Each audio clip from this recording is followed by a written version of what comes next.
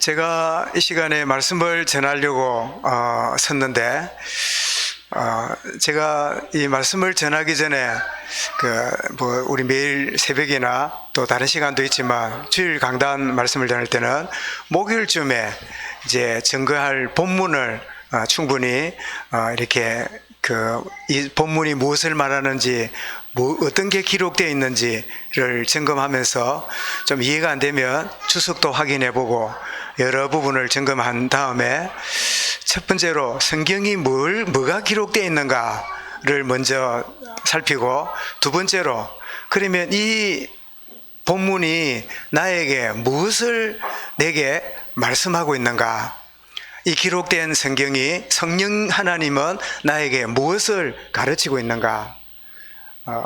그리고 제가 설교자니까 그러면 이 기록된 말씀, 성령 하나님이 내게 주신 이 말씀을 우리 성도들에게 어떻게 전할 것인가, 이렇게 이제 준비가 되면 이제 금요일쯤 되면 이제 활자가 되어서 이제 거의 마무리가 되고, 이제 토요일쯤 되면 다시 한번 점검하고 제가 이 자리에 서게 되는데, 저는 문득 설교가 준비되어서 우리 성도들에게 말씀을 전하는 그런 시간을 생각했는데, 제가 말씀을 준비해 끝났다고 완성이 아니에요. 이 완성은 말씀을 받은 여러분이 현장에서, 문제 속에서, 현장 속에서 그 말씀이 적용될 때 그게 설교의 완성이다. 여러분은 말씀을 듣는 수동적인 자가 아니라 이 말씀을 듣고 이 말씀이 여러분의 모든 삶의 현장에 온전히 적용되고 이 말씀이 여러분에게 삶에 녹아날 때 그게 설교의 완성이다. 그런 의미에서 제게 주신 완성은 여러분에게 전달되어지고 여러분을 통해서 여러분 현장과 문제 속에 말씀이 온전히 실천되고 순종될 때 그게 설교의 완성이라면 여러분은 저의 동력자입니다. 하나님 말씀을 내가 들었기에 끝난 게 아니라 이 받은 말씀을 내 삶의 현장에 붙잡고 인도받는 진정한 말씀의 성취가 여러분의 삶의 현장에 계속되어질 수 있기를 주님의 이름으로 축원합니다. 여러분, 하나님은 언약하신 말씀을 지금도 변함없이 이루어 가시는데, 구약시대에는 어떤 사건이나 인물을 통해서 점진적으로 성취해 오셨어요. 그래서 히브리서 8장 5절에 보니까 그들이 섬기는 것은 하늘에 있는 것들의 모형과 그림자라. 그리고 10장 1절에 보면 율법은 장차 올 좋은 일의 그림자일 뿐이요 참 형상이 아니다. 그래서 구약시대는 명확하지 않는 점점 이렇게 성취해오는 그런 시간표임을 우리가 보게 되죠. 그러다가 주님이 오신 신약시대는 약속하신 메시아 그리스도가, 예수 그리스도가 오셔서 모든 말씀을 요한 19장 30절에 뭐라고요? 내가 다 이루었다. 모든 희미하게 있던 구약의 상징으로 보였던 그 모든 것들이 나를 통하여 완전히 이루었다. 2000년 전에 이루셨지요? 그런데 우리는 그 2000년 전의 사람이 아니라 2000년 후의 사람이잖아요. 그러면 이 말세 시대는 어떤 일이 벌어집니까? 성령 하나님이 그 이루신 말씀이 그리스도를 통하여 성취되었음을 우리에게 깨닫고 진리로 인도하고 계시는 이런 성취의 과정으로 이끌고 계시는 거죠. 그래서 시편 23편 3절에 보면 내 영혼을 소생시키시고 자기 이름을 위하여 의의 길로 인도하시는도다. 여러분, 한 주간 동안 여러분이 살아온 걸음이 여러분이 계획하고 인도받은 것처럼 보이지만 사실은 뭐라고요? 하나님이 우리의 걸음을 인도해 오셨어요. 내가 너무 힘들고 원망스럽고 내게 참 자랑할 게 없는데 말입니까? 예, 그래도 하나님이 우리의 걸음을 인도해 오셨어요. 그리고 요한복음 16장 13절에 진리의 성령이 오시면 그가 너희를 모든 진리 가운데로 뭐 하시리니? 인도하시리니. 진리 가운데 우리 인도해 가시는.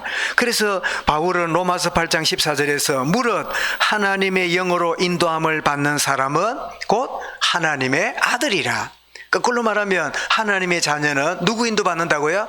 하나님의 영에 인도받는 자다. 그래서 여러분이 이런 일 저런 상을 만날 때 막 막 문제를 만나면 뭐가 올라옵니까? 본성과 천성이 올라오잖아요. 그죠? 구원받았음에도 우리 썬뿌리가 올라오잖아요. 아주 막 급속도로 올라오잖아요. 그때 어떻게 해요? 하나님의 성령의 도우심을, 성령의 깨달음을 잠시 여러분 간구하는 게 필요합니다. 주님, 나의 천성과 본성이 아니라 하나님의 성령의 인도함이 있기 원합니다. 이것이 우리의 무시로 기도하는 우리의 삶이 되는 거죠.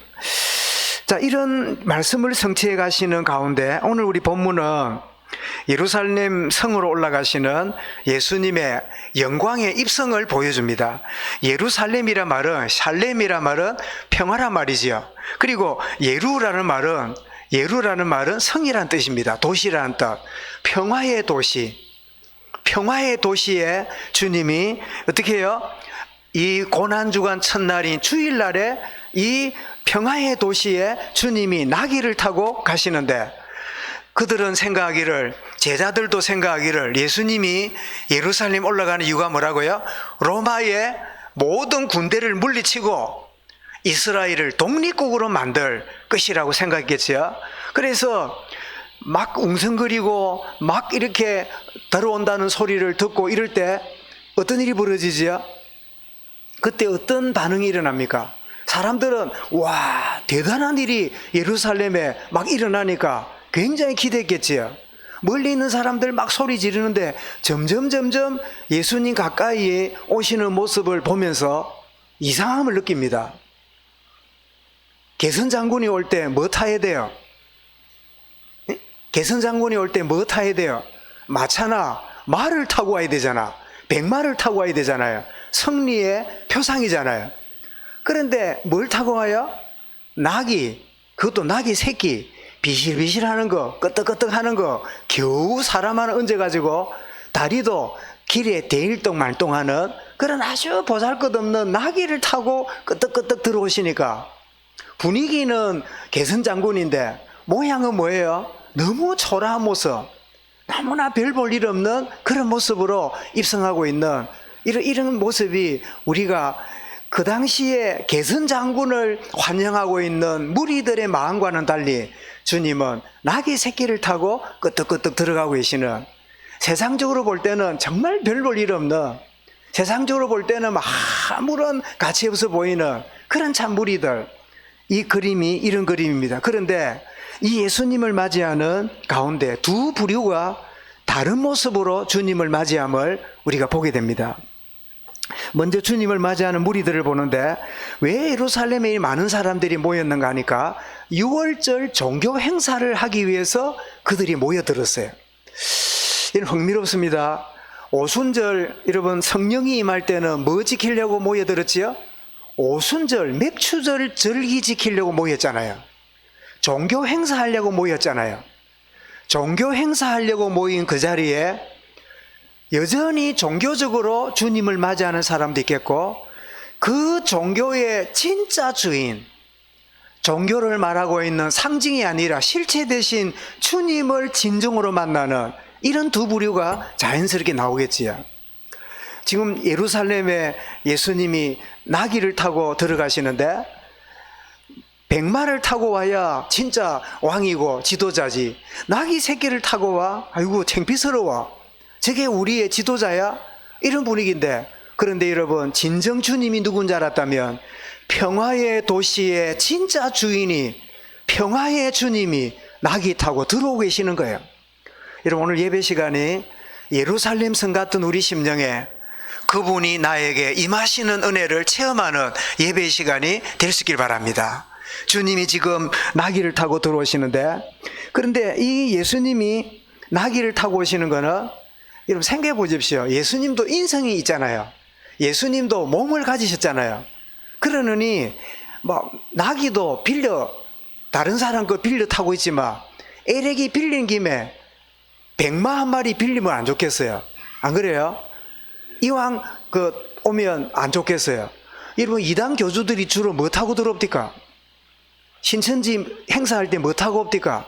통일교 문선명이가 뭐 타고 들어옵니까? 자기들끼리 막 잠실 운동장 이런 거 할 때 뭘 타고 들어옵니까? 다 백마 타고 들어와요. 저 윗동네에 있는 그 김모모 친구 백두산에 뭐 타고 올라갑니까? 백마 타고 올라가지. 왜냐? 백마는 승리에 뭔가 남과 다른 뭔가 있는 표상이잖아요. 아니 예수님도 말 한 마리 빌려갖고 타고 가면 그래 좀 뽀대가 좀 날 거 아니에요. 안 그래요? 그런데 구태여 낙이 새끼를 타고 갑니다. 이게 뭐지요? 말씀의 성취입니다. 자, 여러분, 우리는 말씀과 상관없이 좋은 일, 잘 되는 일, 뽀대 나는 일, 늘 바라는 거, 사람들이 볼 때 와 대단하다 이런 일만 이루어지기를 원하는데 낙이 새끼를 탄 볼품이 없어 보이는 이 주님의 그런 뭐예요? 말씀의 성취입니다. 때로는 이를 원치 않는 일들, 때로는 기대하지 않는 일이 우리에게 벌어질지라도 이게 뭐라고요? 말씀이 성취되고 있는 과정임을 알면 우리는 임마누엘의 축복 누리는 그 시간이 되어지는 거지요. 그래서 스가랴 9장 9절에 그는 겸손하여 낙이 새끼를 탔고, 오늘 우리 바로 본문에 5절에 나와 있는 말씀이기도 하지요. 그렇게 예수님이 들어오는데 조금 마음이 뻘쭘하긴 하지만 그래도 분위기가 그 예수님을 막 호산나 하면서 맞이합니다. 9절에 그죠? 이 호산나 뜻이 뭐냐? 나를 구원하소서, 나를 구원해 주십시오. 이렇게 이제 고백하는 말이에요. 이거는 시편 118편 25절에 여호와여 구하옵나니 이제 구원하소서 라는 시편을 노래하는 그 내용이 호산나에 나를 구원하소서 이렇게 막 고백하면서 주의 이름으로 오는 자여 복이 있으며 우리가 여호와의 집에서 너희를 축복하였도다. 이 시편을 지금 막 노래하고 있는 가운데 있는 거예요. 그랬더니 이렇게 주님 막 들어온 거에 대해서 갑자기 스톱! 조용히 해라! 하고 가로막는 그 사람이 나타났는데 그가 바리새인이에요. 오늘 마태복음에는 그 말이 없는데 똑같은 내용을 언급하고 있는 누가복음 19장 39절에 보면 무리 중 어떤 바리새인이 말하되 선생이여 당신의 제자들을 책망하소서 하거늘. 책망하라고. 왜냐? 예루살렘에 시끄러우면요 그 당시에 로마 군대에서 데모하는 줄 알고 와서 진압을 시켜요. 그러니까 떠들면 안 된다고, 조용히 하라고, 이러면 안 된다고. 그러면서 지금 질서 유지를 위해서 바리새인이, 그러니까 호산나 소리를 누가 선창을 했을까요? 누가 제일 먼저 선창을 하니까 주변 사람도 따라 했을까요? 제자들이겠지요. 왜? 바리새인이 누구를 보고 잠잠하라고요? 제자들이 잠잠게 해달라는 거 보니까 옆에 서 있는 열 몇 명이 먼저 소리 지르니까 옆에 있는 사람이 옳소 하고 이제 그런 분위기라. 그러니까 이 제자들의 입을 막아야 조용해질 것처럼 이렇게 막습니다. 그때 주님이 놀라운 말씀을 합니다. 누가 19장 40절에서 이렇게 말씀합니다. 대답하여 이르시되 내가 너희에게 말하노니, 내가 너희에게 말하노니, 그러면서 만일 이 사람들이 침묵하면 저기에 있는 돌들이 소리를 지르리라. 저는 이 말씀을 묵상하는 중에 소름이 끼쳤어요. 창조주 되신 그분이 오시는데 인간들이 조용하다면 모든 만물이 그를 환영하고 심지어 돌들까지도 주님을 찬양하게 될 것이다. 사는 여러분, 주님은 만왕의 왕이시고 창조주 되십니다. 창조주가 오셨는데 침묵할 수 없어요. 돌들이라도 소리 지르는 일이 벌어져야 돼요. 굉장히 중요한 메시지를 반대하는 이 종교인 앞에 주님이 이 말씀을 던지시는 거예요. 돌들이라도 소리를 지르리라. 그런데 놀랍게도 여러분, 지금까지 호산나고 분위기 따라 백마를 안 타고 나귀를 탔지만 막 호산나 하니까 분위기 따라 했던 그 사람들이 조금 뒤에 그 손으로, 그 입으로 예수를 십자가에 못 박으라고 소리 지르는 무리들의 소리가 되었어요. 분위기 따라, 여건 따라, 환경 따라, 누구 따라, 누가 어떻게 하니까 따라 붙다가 환경이 없으니까요 그냥 여지없이 자신의 본성이 드러나서 예수를 십자가에 못 박으라고. 그게 그런 마태복음 27장 22절 23절이 나옵니다. 빌라도가 그러면 그리스도라는 예수를 내가 어떻게 하랴? 그들이 다 이르되 십자가에 못 박혀야 하겠나이다. 종교인들이 무리들을 뇌물을 먹였어요. 뇌물을 주어서 빌라도가 묻거든. 우리는 저 강도, 그 예수 말고 한 강도가 있었지요. 누굽니까? 예? 예수님 대신에 풀려난 강도가 있잖아. 예? 사람을 막 죽인 이 흉악한 강도가 있었잖아요. 우리는 복음 외에는 모릅니다. 오직 그리스도입니다. 그렇습니까? 숙제입니다.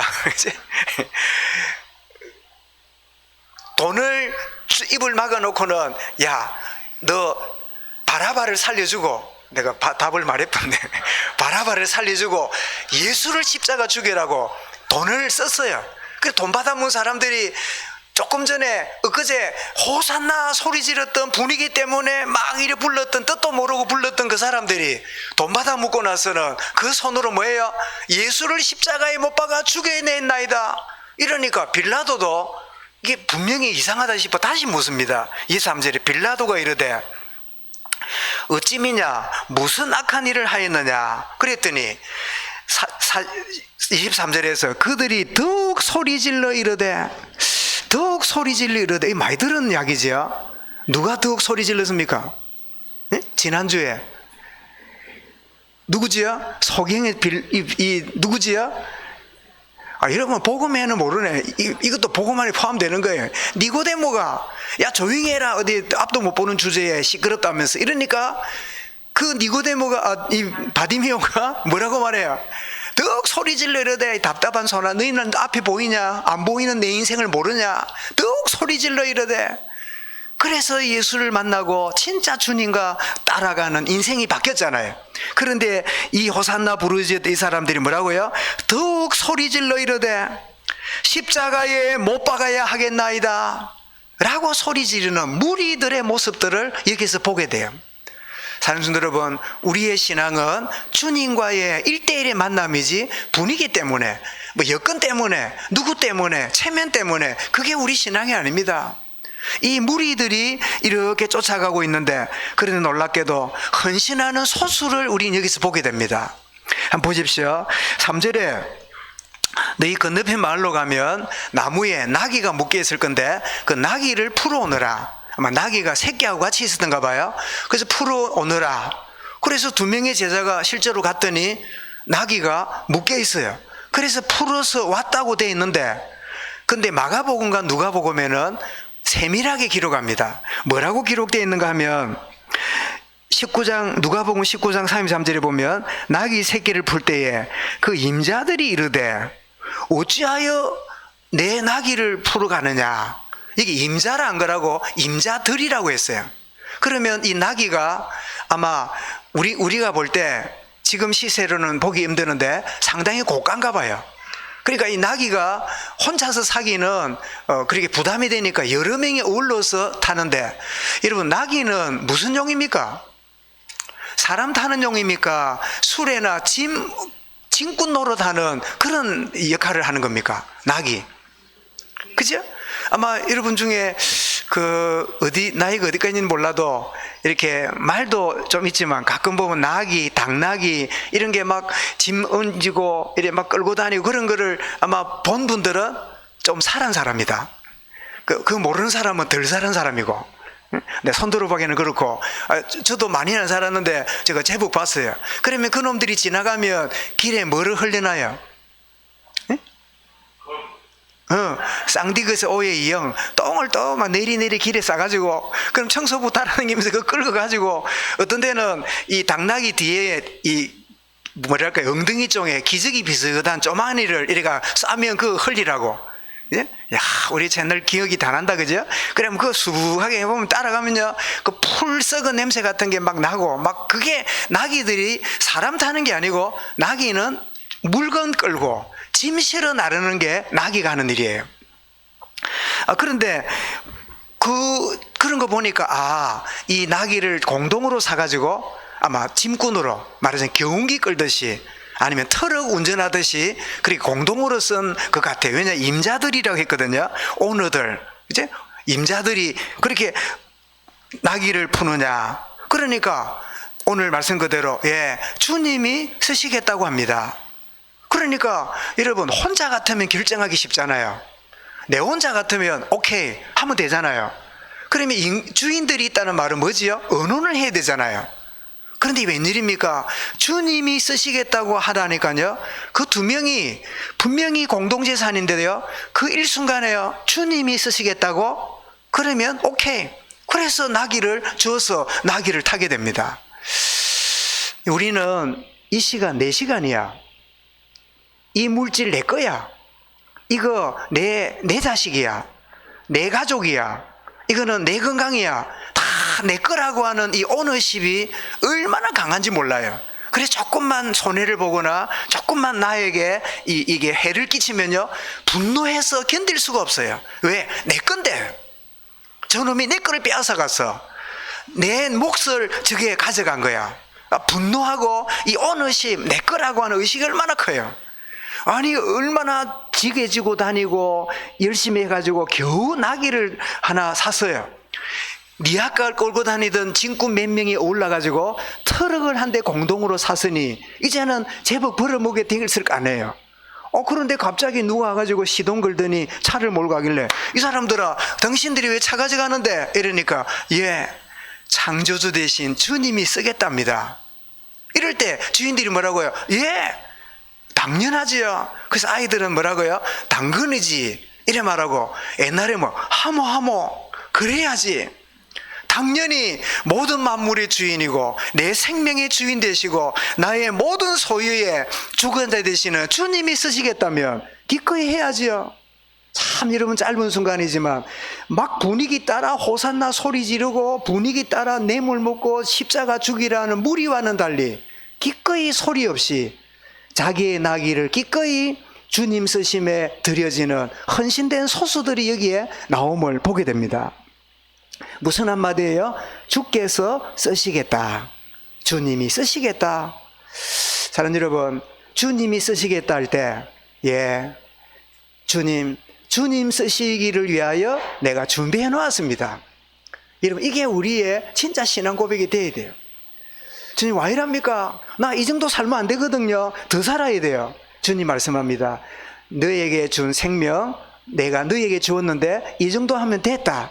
이제 내한테 오너라. 이러면 안타깝지만 뭐라고요? 내 영혼을 주님께 맡깁니다. 우리의 삶까지도 누가 주관하세요? 주님이 주관하시는 거예요. 아이고, 안 된다, 나는 100살까지 살아야 되는데, 안 된다, 나는 이까지 버텨내야 되는데. 아니요, 주님이 주신 거, 주신 자도 하나님이고 가져가신 자도 하나님이니 나는 하나님을 찬송할 뿐입니다. 여러분, 실컷 이 나귀가 일하고 물건 끌고 하는 데 쓰임받을 텐데 하필이면 주님이 쓰시겠다요. 주님이 사용하시겠대요. 얼마나 가치 있는 소중한 일입니까? 여러분, 동일한 시간이 주를 위해 쓰임받을 수 있다. 얼마나 귀한 일입니까? 어제 아래 보니까 우리 주방에 나 그렇게 배추가 큰 걸 처음 봤네요. 큰 배추가 와서 있는 보니까 김장할 때가 되었구나. 그래서 김장을 언제 한댔습니까?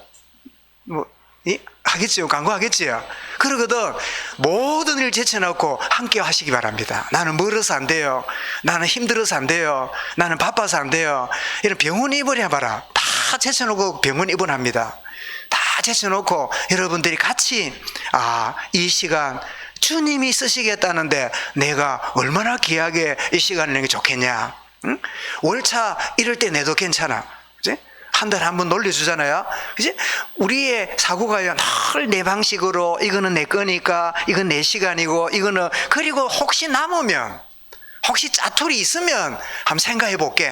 이게 우리의 나의 이 내가 주인이라고 하는 사고방식으로 살아가잖아요. 그치? 그러나 모든 게 주님이시라면 내가 주님께 온전히 드립니다. 말씀드렸죠. 그래서 대학 다니다가 그런 조건이 됐는지 간호대를 졸업한 딸이 이제 취직을 해가지고 돈을 열심히 벌어서 어려운 가정을 도울 줄 알았더니 이 딸이 딱 졸업하자마자요, 필리핀에 3년을 의료 선교사 나간다고 가버렸네. 한 푼도 월급도 못 받고 그냥 그 3년을 그냥 필리핀에 이제 선교로 나갔어요. 그러니까 그 집에 제가 구역 담당이라 부목사 때인데 부산 영도인데 제가 그 신방을 자주 이렇게 이렇게 가면 그 어머니가 이렇게 계시는데 그 남편은 살아 계시는가 내가 기억이 잘 안 나요. 그래 가면 늘 울어. 안 울어도 눈 밑에가 울고 나면 눈이 뻘건 거 있잖아요. 눈이 허물어 갖고 늘 눈이 허물어져 있어. 그래 그 우는 주제가 뭐냐? 우리 딸이 잘 있는가 모르겠다면서 저 나쁜 년이 어디 공부시켰는데 딸이 좀 집안 어려운 거 도와주고 하지 뭐 이러지 딸이라. 난 처음에 그래 말이야 이 가난한 집에 딱 월급 받아가 집도 좀 도와주고 이러지 시집 가기 전에 좀 그래 도와주고 하지 왜 저 엄마 저 눈물 짬보 만들어 놓고 저랬나 이래 싶은데 가만히 전체 보니까 그게 아니라 그 제가 아는 대로 이 기독교 대학에서요 앞으로 선교사가 나갈 사람에게 장학금을 줘요. 4년 장학금을 줘서 그 장학금을 가지고 공부를 하고 대신에 한 3, 4년을 이제 가서 의료봉사를 하니까 의무도 되고 기쁨으로 가는 거예요. 그래 그 자매가 가끔 이렇게 휴가를 오면요 얼마나 밝고 긍정적이고 얼마나 대화 나누는 게요. 목사님 이제 얼마 안 남았습니다. 내가 이제 빨리 끝나고 와서 이런 거 없어요. 너무 신실한 선교사예요. 너무 신실한 중심을 봐요. 그래 내가 이제 집사님 보고 집사님 나 미안한데 짬보 집사님 속에 어디 저런 딸이 나오는지 나는 진짜 이해가 안 됩니다. 그 들릴 듯 말 듯 하면서 그래 내가 나오게 했던 기억이 짠해요. 지금 어디 지는지 모르겠는데 이 딸이 뭐예요? 내 거라. 이 자식이 누구야? 내 거라. 늘 여러분 이게 여러분 내 거기 때문에 잘 돌보고 챙기는 것까지는 좋아요. 한국 가정들이. 그런데 지나치게 내 거라는 의식이 있으므로 하나님이 하시는 일이요 안 받아들이지니까 3, 4년 동안 뭐예요? 짬보 인생 보내. 늘 눈물 흘리고 늘 가슴 아파하고 저러면 안 되는데 저래야 되는데 늘 가슴 아파하는 여러분 요셉이 태어났습니다. 사랑하는 아내 라헬의 유일한 아들이 태어났습니다. 얼마나 야곱에게 좋겠습니까? 근데 웬일입니까? 요셉이 나갔다가 요셉의 겉옷이 피 묻어가지고 돌아왔네요. 아들들이 뭐라고요? 아버지 이 옷이 요셉 옷 같은데 피가 묻어 있는데 시체는 못 찾고 왔는데 우리는 잘 모르겠습니다. 이럴 때 야곱이 내가 죽음의 자리에 들어갈 만큼요 울고불고 난리 납니다. 그 아이들의 생각에 우리는 아들 아이가? 응? 우리는 아들 아이가? 자기 사랑하는 아내에게 태어났다고 우리는 서자냐 뭐냐 얼마나 자녀들에게 상처를 주고 편견을 심어주는 자기는 운다고 우는데 다른 아들들에게는 쓴 그 상처의 눈물을 아버지 눈에서 보게 될 거 아니에요. 안 그래도 살아있을 때도 꼴보기 싫더만 죽고 나서도 요셉만을 생각하냐? 그 형들의 마음이 얼마나 상처가 크겠어요. 그래 세월 지내는데 한번 물어보겠습니다. 요셉이 야곱이 일 보다가도 집에 오면 눈물을 흘려. 뭐만 쳐다보며? 요셉의 옷만 쳐다보며 갖다 버리도 안 하고 걸어놨을 거예요. 걸어놨을 거예요. 꿀이 차고 있는지 모르지. 틈만 하면 내가 냄새 맡아보고 아이고 요셉이 냄새다. 하나님은 그 편견에 빠져있는 네 거라고 생각하는 요셉을 뽑아내가지고 하나님의 의를 이루어냈어요.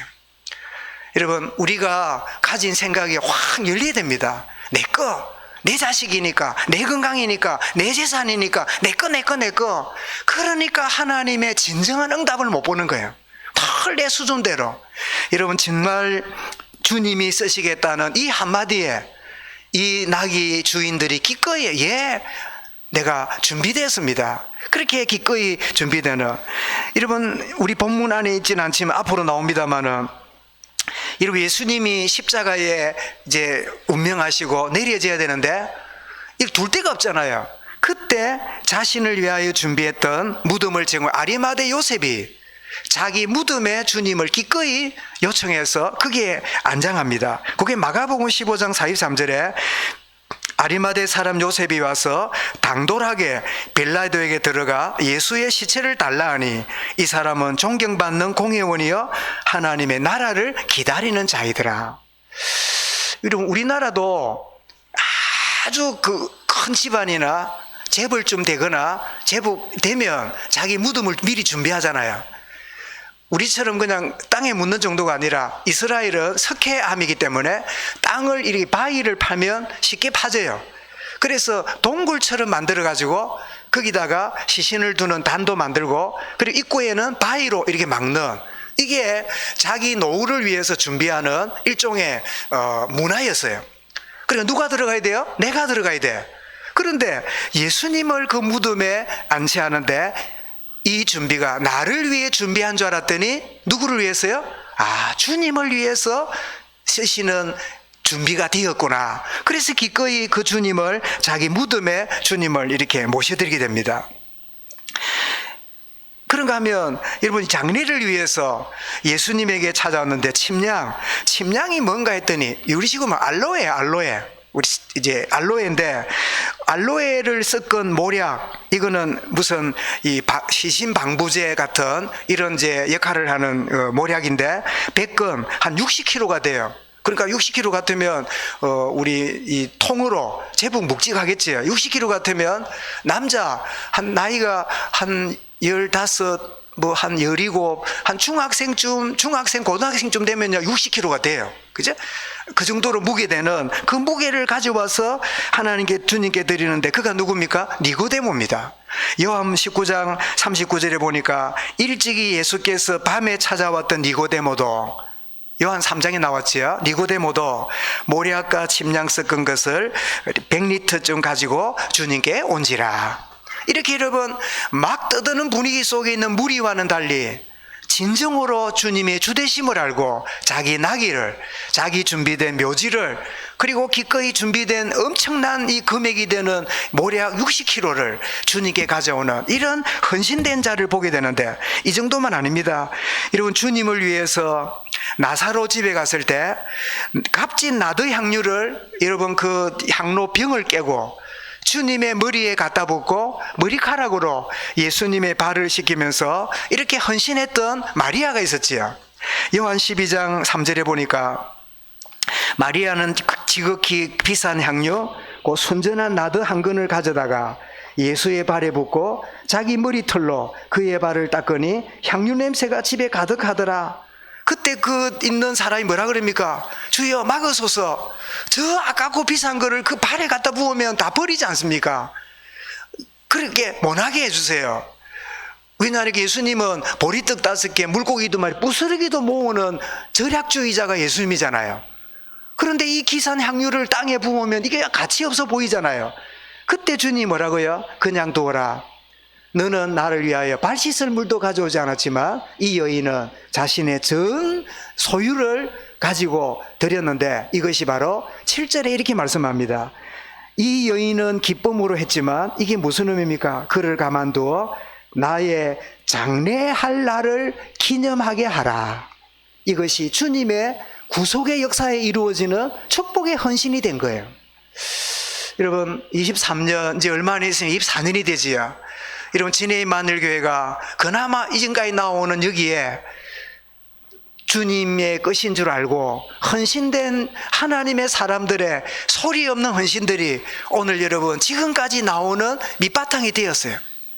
그냥 나는 그냥 이렇게 하고 말았는데 하나님은 그것을 통하여 저렇게 이루어 가시는 축복을 이루어 가는 거예요. 그 지난 말씀 제가 수요일을 드렸나요? 제가 이게 신학교를 졸업하고 나서 2년을 농촌교회에 인턴을 해야 돼요.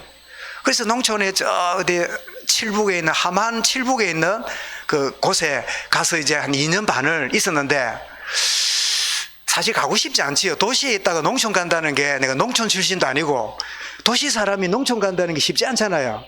그래서 막 솔직히 여러분한테 말하는 건데 주님만 알고 있는 건데 이런 말합니다. 솔직히 내가 가기 싫었어요. 그러면 요래 빼고 저래 빼는데 할 수 없이 안 가면 안 되니까 가야 목사 안수를 받으니까 그래 갔어요. 갔더니요 잘못 골랐어. 세상에 100년 넘은 교회인데요 보로꾸로 담을 지었는데 우리 여기는 이제 옛날에 비로또 이 왜 희장 있잖아요. 뒤에 강대상 뒤에 왜 어두운 색깔로 이런 보통 보면 그 비로또랍니까 뭐랍니까 하여튼 있죠. 우단으로 된 거. 이제 그런 이제 외벽으로 된 교회인데 겨울이 되면 날로 피어나게도 기도한다 앉아 있으면요 저 비로또 뒤에가 너무 썰렁해요. 그래 내가 들어봤더니 세상이 담이 갈라져 갖고 바깥 밭이 보여.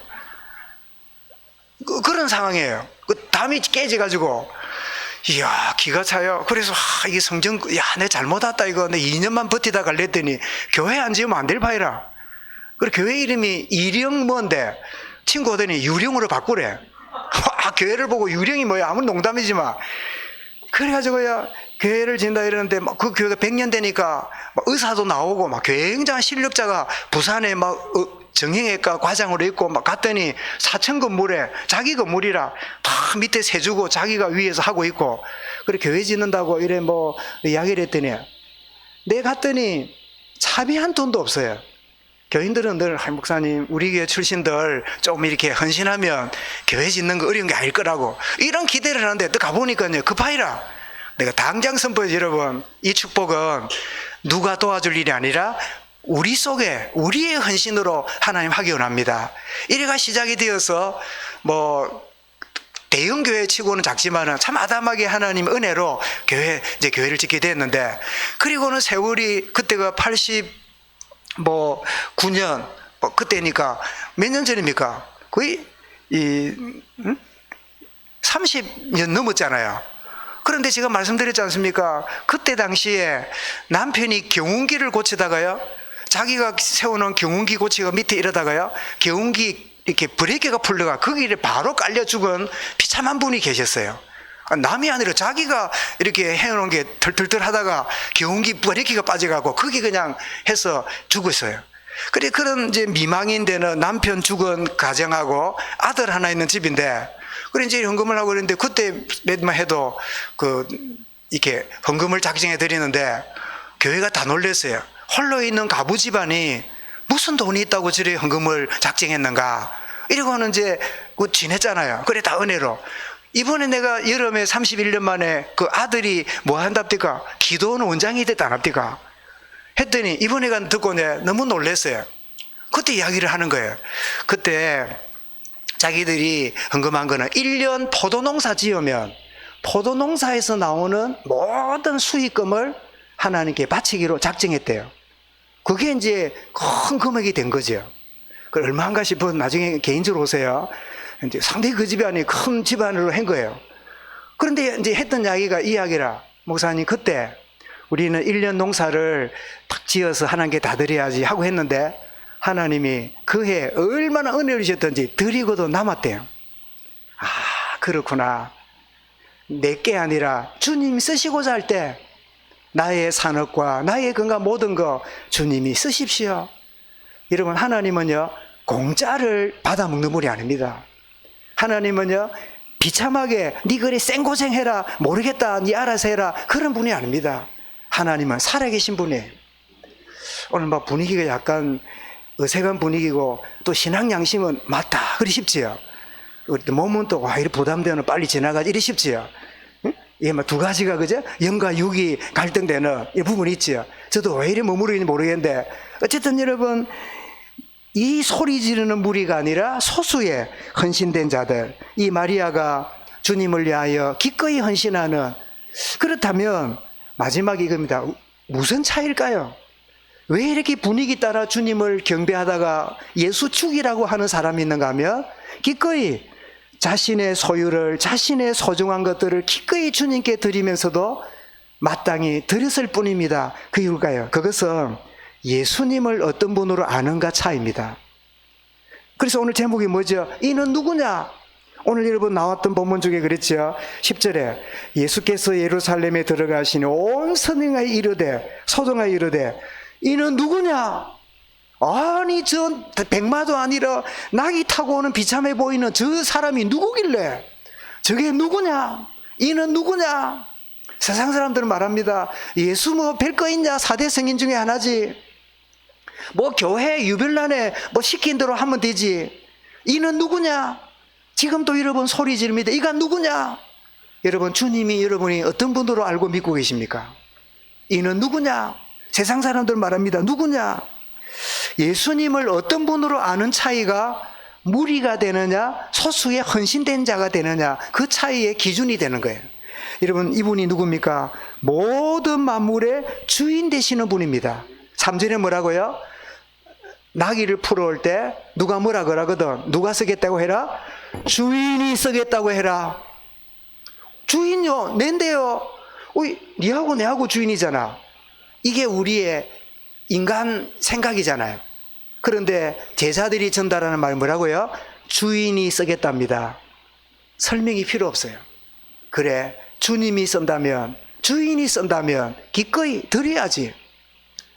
여러분, 모든 만물의 주인 되심을 알게 되면 소수의 헌신된 축복의 자리에 머무를 수 있는 거예요. 그치? 정말 이 축복이 주인이란 말이고 창조주란 말이죠. 그래서 예수님 마태이 28장 18절에서 예수께서 나와 말씀하여 이르시되 하늘과 땅의 모든 권세를 가졌으니 주님은 모든 만물의 주인이십니다. 여러분, 주의 이름이 참 우리를 통하여 찬양될 뿐 아니라 우리의 삶도 주님이 나의 모든 것입니다. 주님이 나의 주인 되십니다. 이것이 우리의 참된 고백이 될 수 있길 바랍니다. 여러분, 주님이 주인 되시고 모든 만물의 이 주관자가 되신다고 하는 걸 잃어버리는 순간이 창세기 3장 사건이 터지면서 그때부터 내 거라고 생각하고 이거는 우리 거라고 생각하는 걸로 그때부터 시작이 되었어요.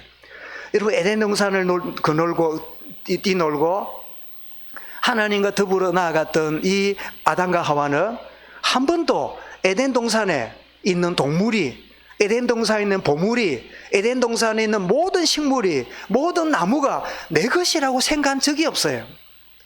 하나님이 만드셨고 나는 관리하는 집사일 뿐이다. 하나님은 창조주고 나는 피조물이고 그 창조주 하나님을 위하여 나는 그냥 청지기로 쓰임 받는다. 그런데 웬일입니까? 딱 창세기 장터인 거예요. 이건 내 거야. 그래서 무슨 중심 돼요? 내 중심. 내 중심의 표현이 뭐예요? 물질 중심. 이건 내 거야. 여러분, 그러므로 오늘 본문 말씀은요, 창세기 3장에 빠져 살아갈 것이냐, 그리스도로 말미암아 빠져나왔느냐의 싸움이 오늘 말씀 속에 여러분 새롭게 점검되는 소중한 시간이 될 수 있길 바랍니다. 모든 만물의 주인 되심을 안다면 무리가 아니라 소수의 사람이 되겠지요. 더 나아가서 여러분, 예수님이 어떤 분이지요? 9절에 보니까 다윗의 자손이요. 그런데 말은 하는데 진짜 다윗의 자손으로 이들은 알지는 못한 것 같아. 따라는 하는데 주는 그리스도시요 살아계신 하나님의 아들입니다. 메시지 듣다 보니까 그 말은 고백하는데 진짜냐 할 때 복음은 아는데 복음화가 됐느냐 하는 것은 다른 이야기라. 저는 잘하는지 못하는지 모르겠는데 김장을 하면 김장하는 거 보고 이렇게 입이했지 제가 김장을 해본 적이 잘 없어요. 그 이유는 뭐냐? 하기 싫은 게 아니고 내가 김장하면 틀림없이 맛이 없을 것이라는 사실을 내가 알기 때문에. 그러면 지금쯤은 사람 손이 없으면 해도 되겠다 싶어. 옛날에는 여러분 남자들 김장하고 여자들 김장하면 나중에 맛이 다릅니다. 남자들 김장하면 어쩝니까? 딱 이게 배추도 하면 그죠? 딱 생겼네. 여기다가 양념을 칠갑을 해요. 들이멍소리로 막 굴도 바르고 막 온갖 다 발라요. 그래 보니 벌게 가지고요 멋지게 만들었어요. 그게 김장이라. 그게 남자들이 주로 하는 거라. 모르지 우리 변집사님은 아주 또 다른 또 해서 목사님 나는 아닙니다 할지 하여튼 나는 그래 하면 이래 하는 거야. 그 여자 보자니까 이파리를 벌려가지고 거기다가 양념을 하나씩 다 겹겹이 넣어가지고 그리고는 딱 싸가지고 똘똘 말아가지고 이 저장고에 넣잖아요. 그래 하는 거 맞지요? 내가 하진 않아도 내가 본 것 같아요. 우리가 복음 7갑에서 막 그리스도 오직 문제 해결자 막 5가지 62가지 막 7갑을 해가 다뤄댕겨요. 오직 그리스도 문제 오면요 그냥 본성으로 돌아가요. 왜요? 7갑만 했지 이 양념이 배추 속으로 스며들지를 않았어요. 내면화 되지를 못했어요. 정말 여러분, 다윗의 자손 예수여, 말하자면 메시아여, 당신은 그리스도십니다. 창세기 3장 15절에 여자의 오순이 뱀의 머리를 깨뜨리실 것이고, 요한일 3장 8절에 하나님의 아들이 오신 것은 마귀의 일을 멸하려 오셨습니다. 이거를 알고 고백했다면 무리가 될 수 없지요.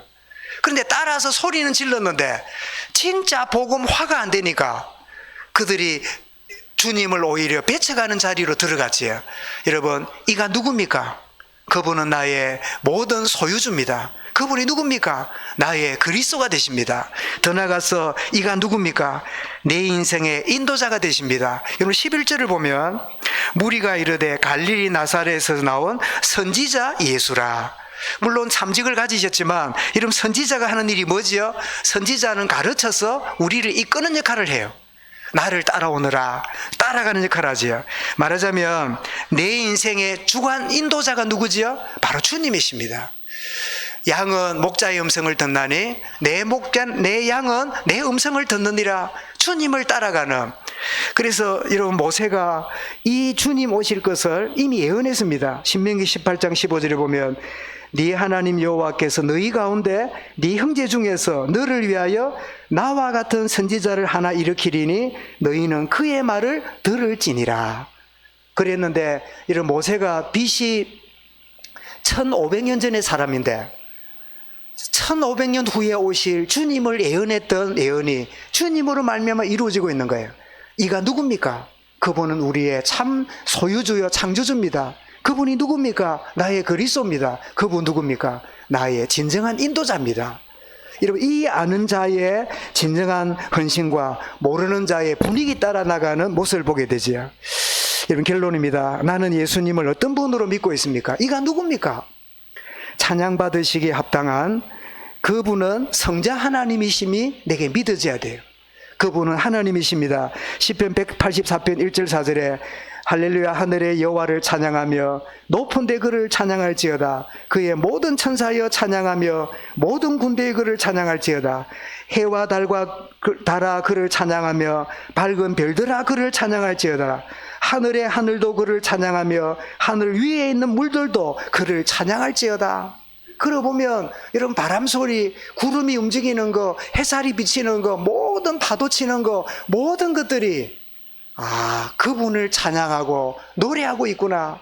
그래서 우리나라 사람들은 새가 밖에서 지저귀면 뭐라 그럽니까? 아이고, 새가 우네 이러는데 외국 사람 뭐래요? 새가 노래한다 그래요. 우리는 바람이 운다 이러잖아요. 근데 바람이 어떻게 해요? 바람이 노래해요. 사고가 많이 다르지. 정말 모든 만물이 찬양받기에 합작하신 성자 되신 하나님을 아는 이 신앙의 고백이 우리의 진정한 신앙 고백이 될 수 있기 바랍니다. 그래서 요한 14장 9절에도 물었잖아요. 빌립이 주님 하나님 보여주면 우리가 하나님 믿기 좋겠는데요. 이러니까 예수님 뭐라고요? 나를 본 자는 하나님을 본 자니, 나를 본 자는 하나님을 본 자니. 예수님의 인성 때문에 그분의 신성을 놓쳤어요. 정말 우리의 찬양과 경배 받으시는 성자 되신 하나님으로 믿는 이 믿음으로 승리하기 바라고, 더 나아가서 나의 모든 삶의 주권자가 되신다는 사실이 우리에게 실제로 믿어지고 그것이 우리에게 아멘이 되어야 돼요. 역대상 29장에 성전을 건축하고 싶었지만 아들 때 이루겠다는 말씀 듣고 바울이 했던 고백이 뭐지요? 모든 것이 주께로부터 왔으니 내가 주님께로 드림이 마땅합니다. 모든 소유 주님이 주권자입니다. 더 나아가서 여러분, 여호수아 4장에 보면 요단강을 건넜던 이 백성들에게 여호수아가 갑자기 너희들이 건너온 그 요단강 바닥에서 지파별로 돌을 하나씩 가져오래요. 그래 돌을 가져와서 옆에 강가에 쌓아두었더니 이 돌이 뭐냐? 앞으로는 여러분 자녀들이 이 돌이 뭐냐 묻거든. 하나님이 홍해를 건너고 광야를 지나서 요단을 하나님의 능력으로 건넜다고 하는 증거거리로 삼아라. 그래서 돌을 세우라고 말합니다. 여러분, 돌이 누굽니까? 사실은 나의 반석 되시는 주님, 마태 16장 8절, 이 반석 위에 고린도 10장 4절에 보면 그를 따르는 신령한 반석으로부터 신령한 음료를 마셨는데 그 반석은 곧 그리스도니라. 여러분, 이 돌이 소리 지르는 것처럼 이 돌은 어떤 의미지요? 모든 만물이, 모든 여러분 창조물이 그분이 하나님 되심을, 그분이 모든 만물의 주인 되심을 드러내고 있는 그런 기념물이 되고 있는 이 사실을 우리 발견하게 되지요. 여러분, 똑같은 자연이고 똑같은 우리의 삶 속에도 하나님 알지 못하는 자는 우연이라 그러고 내 것이라 그러고 그냥 어쩌다가 그러고 말합니다. 그러나 분명한 그가 누군지 안다면 주님의 것이라고 말하고 주를 위한 것이라고 말하고 만물에 하나님 계획이 있다고 말합니다. 이런 코로나 자체도 물러가기를 바라긴 하지만 어쩌면 요한계시록에 나오는 말세의 징조인지 모릅니다. 하늘 3분의 1이 죽고 바다 3분의 1이 죽고 지축이 말려서 막 그냥 나가는, 여러분 들으셨죠? 미국에는 확진자가 아니라 하루에 사망자가 3,000명이 죽어요. 저는 하나님 앞에 기도합니다. 세계 최강 선교 대국인 미국이 확진자가 아니고, 우리는 확진자 1,000명 넘을까 봐 난리인데 확진자는 수십만이고 매일 3,000명이 죽어나간대요. 그러면 미국 인구가 3억이 넘는데 매일 3,000명 죽으면 한 달이 몇 명입니까? 9만이지요. 1년이면 그러면 어찌 됩니까? 한 100만 되겠네요. 그래도 오래 가겠네, 다 죽을 때까지. 여러분 정말 쓴 마음입니다. 미국을 향한 인본주의로 여러분 지금 국권에 있는 청교도 신앙을 잃어버리고 있는 이 타락한 강대국을 향한 하나님의 메시지예요. 이게 여러분 우리나라뿐 아니라 전 세계를 향한 하나님의 메시지입니다. 모두가 여러분 막 방역도 하고 조심도 해야 되지만 하나님 앞에 깨어있는 그런 하나님 축복을 누려가야 돼요. 그죠? 언제 여러분 우리가 막고 조심하고 여러분 이렇게 하는데 여러분 언제 우리 다를지 몰라요. 그래서 여러분 내가 걸려서 이 강단에 못 설 수도 있고, 그러다가 이런 몇 주 지나서 목사님이 가셨단다, 그런 일이 벌어질 수도 있어요. 이게 여러분 남의 일이 아니라 우리 일이고, 어떤 가운데 있을지라도 하나님의 주권 속에 하나님의 이유 있는 일이 진행되고 있다. 여기에 대한 일의 중심을 가지고 두려워하고 염려하고 이런 벌벌 떨다가 인생 끝내는 게 아니라 결국 인생은 한번 가요. 결국 인생은 언젠가는 가게 돼요. 이런 막 오래 살은 분한테 물어보세요. 오래 살은 갔냐고. 그래 물어보면 아니다 이랍니다. 그 말은 뭐지요? 니도 이래 된다 이 말이거든. 언제 이러면 막 후딱 지나는지 모릅니다. 제보고 물어보세요. 목사님, 나도 막 그제 고등학생 같았어요. 나도 뭐 그제 막 그런 친구들한테 돌아보니까 나도 할아버지라. 그치?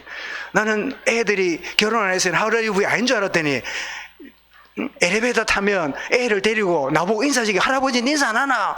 그래 보니까 나라. 내가 할아버지구나. 그래 막 여러분 나는 막 손주 없으니까 할아버지 아니다. 그거는 착각이라. 없어도 할아버지라. 그지? 세월이 다 갑니다. 그지? 일찍 가느냐 늦게 가느냐. 이왕 가는 거 주의 영광 위에 살다가 짧게 살든 길게 살든 그래 가야지. 주의 영광도 모르고 일찍 죽는 것도 비참하고, 주님 영광도 모르면서 오래오래 100년 120년 살아본들 무슨 소용이 있겠습니까? 그죠? 정말 한 번 사는 인생, 이는 누구냐?